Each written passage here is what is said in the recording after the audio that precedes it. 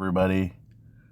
Been a lot going on in the Twitter sphere lately, um, as it relates to JQ politic type stuff. Ban the ADL was a big headline, a big hashtag, maybe like a couple weeks ago. Well, they've been having some big spaces. Let's see, they had the space. There's been a lot of space going on lately. They had the space where it was like rabbis and members of the Jewish community talking to Elon. I listened to a little bit of that. It didn't seem to be terribly exciting. That was 2 hours. Okay. So then they had all the Jew obsessed people, whatever you want to call them. They had a space that lasted for 8 fucking hours. And I listened to a little bit of it. I mean, it's 8 fucking hours, right? I listened to a little bit of it just because this is the biggest cringe fest I think has ever existed on the internet.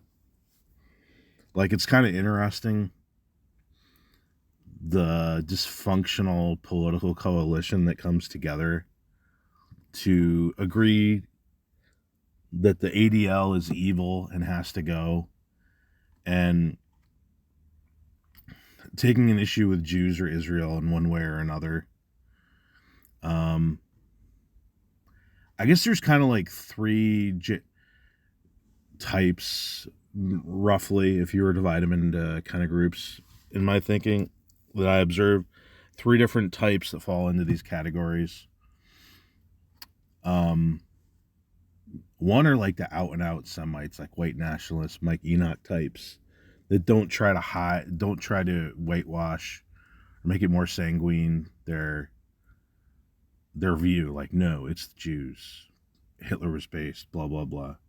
Yes, I'm an anti-Semite. They go that route.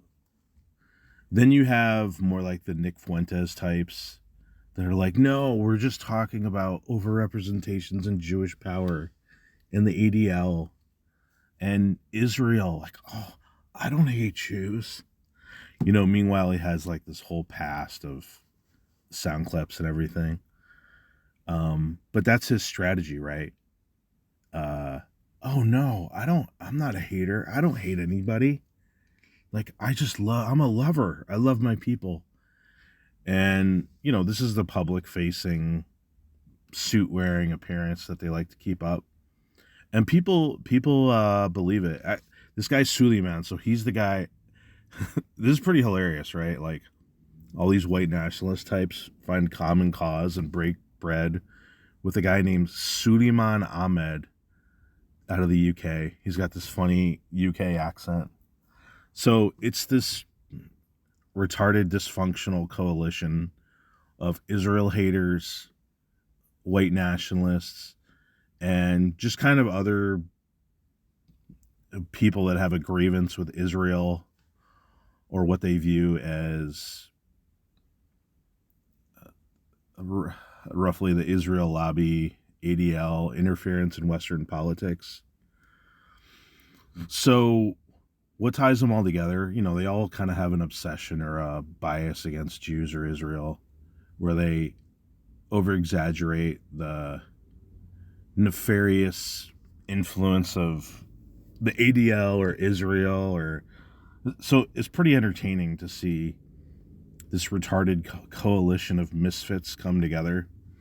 And the funniest thing is they might be able to get along for a little while, but they'll inevitably kind of turn on each other and fracture apart and argue over different things. I'm also entertained by the fact that these people complaining and whining about free speech and exclusion, and, well, people who listen to my channel know I think free speech, in the way it's used here, is a misnomer, but they also exclude certain people. They'll kind of let everybody talk in these spaces, but they won't let the hardcore anti-Semites talk. Like, they won't let them in. I guess they're not really on Twitter anyway. So they police their own spaces for optics and things like this. So this is why I think free speech is a misnomer, because everybody, including Gab, enforces some type of speech code, because it just becomes necessary. Otherwise, not only does it turn into a shit show, it actually threatens a platform. For example, on Gab, there was, I forget his name, but he was one of the guys that ran for Senate. Like, just totally whacked out, Jew-obsessed, anti-Semite. I'm forgetting his name, but he was in the Marines. He was, like, living on a boat. He started posting, like, hey, we need to consider turning to violence against the Jews because of what they're doing. And even the free speech platform Gab said, hey, they probably weren't morally opposed to it, but they're like, yeah, this is bringing the fight to another level that's gonna come to us. So yeah, we're gonna have to ban you, buddy. Sorry, but the free speech is just that's just a slogan. It's just a logo. Like, it's not something that can actually exist. Anyway, oh yeah, here's another complaint. The ADL went to court to stop Christmas celebrations.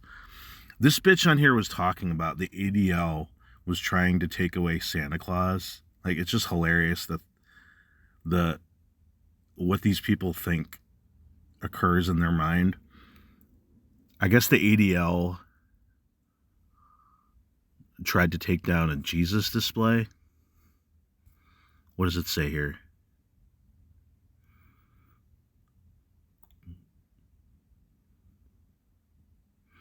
I think they took down nativity scenes on public property, which is like, who really gives a shit? I don't care. But I guess technically it could be interpreted as a violation of church and state. I mean, not really in my mind. And Santa Claus, definitely not. That is not a religious display. It was literally created by Coca-Cola. The modern image of Santa Claus and the fucking tree, those aren't religious, right? So, but they're trying to say, like, oh, the ADL and the Jews tried to take away Christmas. Like, it's just hilarious. So here's the 8-hour space, and then last night they had a fucking 4-hour space. So who can actually keep up with this shit? There's an 8-hour one. Oh yeah, here's this post about Nick Fuentes. I have some this is the public display, how they whitewash this shit. I have some disagreements with him on certain issues. Oh yeah, what do they have in common? Quote, they're free speech fighters. Free speech for what? Oh, to talk about the Jews, of course. Because what else are they going to agree about? Not white replacement. This guy's fucking Muslim from the Middle East. So he doesn't want to talk about that. He wants to talk about the Jews in Israel. So they're free speech fighters for that. During my interaction with him, I did not hear any hate speech. I love that line, right? Like, hey, I saw Hitler's speech. I read the bylines. I read the translation. And I didn't see any hate in his heart. Well, why don't you Google the guy and see what else he said and see what else he did? Anyway, whatever. Where's this other space? Okay, he's posted this 8-hour, and he's reposting Lucas Gage. Like, that guy's legit fucking psycho. So to see this coalition come together is pretty fucking funny. But anyway, this is the motivation behind my profile picture. The flags, plural. Not only, I just think it's a cool picture. It was a display put on the retaining wall. See, I don't even know what it's called, in Jerusalem after the synagogue shooting. Solidarity between the U.S. and Israel. And it's just a cool picture, like a display. Kind of epic looking. But really what I like about the picture is it pisses off. I use it as a litmus test, right? Like, if you have an issue with this picture, okay, I know you're kind of nutty. It's either white nationalist types, paleocons that are like, oh, Israel has been such a detriment to the United States. And, or even, cringy SJWs who have an issue with the American flag, and then both of them together. I mean, that's highly offensive. So it offends everyone from paleocon white nationalist types, dissident right types, to uh, insane Israel haters, to SJW types. So I know if somebody has an issue with the flag, all right, okay, that's my litmus test. If you think it's cool, you know what I mean? That's cool. So here's the 4-hour stream. I don't even know who was on this one. Can you actually see? Oh, you got to like play it. But it's more of the same shit. So here we have these Jew Israel obsessed people just spending hours and hours and hours on the stage. You'll be rotated. Spaces. Like, no hard feelings. We're just going to bring as many people. It's really. I just want to protect the Jewish homeland because I don't want them to be pushed into the sea. Well, if that. Ryan Dawson. I mean, it's a spectacle. It's interesting. So, yeah, there's this battle going on, free speech, which I think is a misnomer. I've said several times, you have a platform or anything in life, if you just let anything in, think about it, right? Like a restaurant, an apartment, a hotel, a college, anything. If you just let anybody and everything in, it becomes a dysfunctional shithole, right? That's why when you rent an apartment, they run a credit check, they do a background check, right? They don't want drug dealers moving in if it's a legitimate apartment. This is just the way a civilized society functions. And people have said this so many times. Free speech refers to government regulation of speech, right? You don't arrest people for political opinions. And there's a lot of legitimate political discussions to have, right? Like, even with Israel, it's a totally legitimate discussion to say, for the United States or any Western country, is the close tie to Israel advantageous? Is it a smart approach, right? Is it helpful? Does it help our image in the world? Does it help accomplish our goals? Not only that, but the closeness, right? Like the financial aid, the military aid, financial aid, weapons deals. Germany just signed a huge deal buying ballistic missile defense from Israel, the Arrow 3 missile, weapons deals, etc. And yeah, not only with Israel, but the Saudis, the Egyptians, anything in the Middle East or anywhere. Just like you would question is having U.S. troops in South Korea a remnant of the Korean War, which was 70 years ago now? Is that smart and legitimate in today's world? Totally legitimate questions. These are political questions, things like, well, abortion does get rather heated. Abortion, minimum wage, I don't know, anything under the sun. These are kind of, free speech on political stuff. But when you're running a platform, like, there's so many things that gunk it up or are just toxic. And so this notion of, quote, free speech really doesn't exist.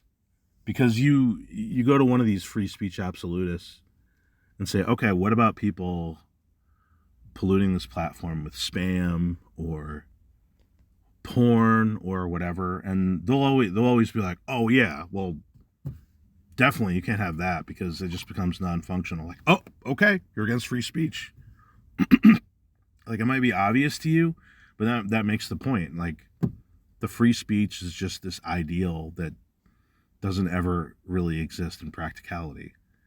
So somebody who, like Elon, who presents himself as free speech, doesn't practice that in reality, because there's been several people banned for things they've done on the platform or off the platform. And that's what I've always said. Like, it's free speech on a platform is a misnomer. It doesn't exist. It's never going to exist. And so it's stupid to say, I just think it's stupid to use this word because it never ends up working that way.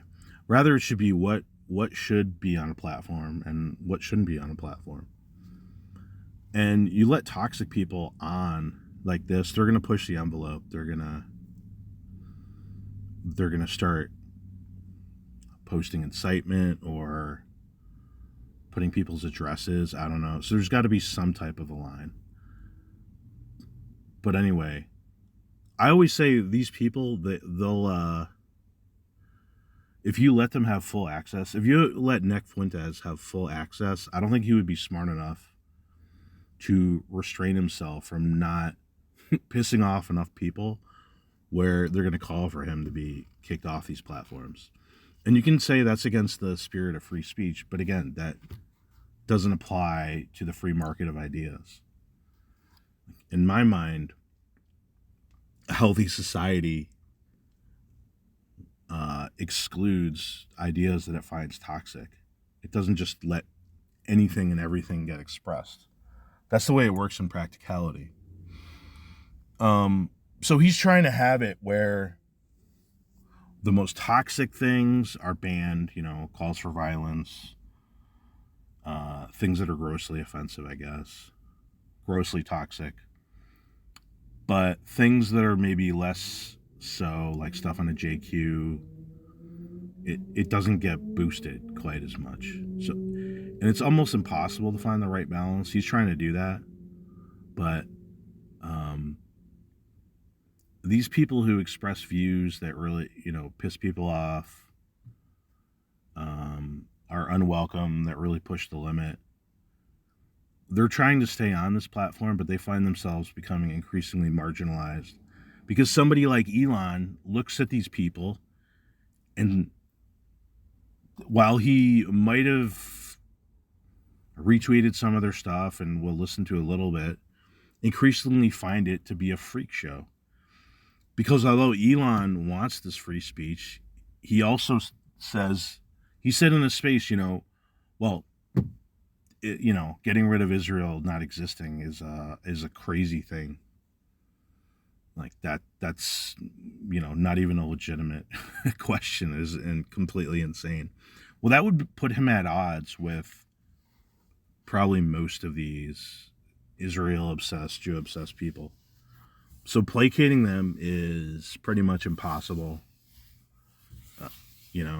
So again, you give them a platform, they increasingly marginalize themselves and find themselves either shunned or kicked off or whatever. And I think it's perfectly understandable.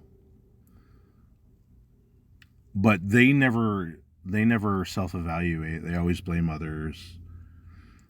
Nick Fuentes, on this 8-hour stream, there was a lot of whining and belly aching about how everything he says is taken out of context. Ben Shapiro has posted worse racial things. I think Ben Shapiro did post some things that were pretty inflammatory about the Palestinians and this type of thing. But again, this guy is in the media for hours a day. And he has said some insightful things, but Nick does that like much more so on a daily basis. So I definitely don't feel that's really a fair comparison. But anyway, I guess the point of this stream was these spaces are a shit show. They're entertaining. They're also cringe. So shit's been spicy on Twitter lately, But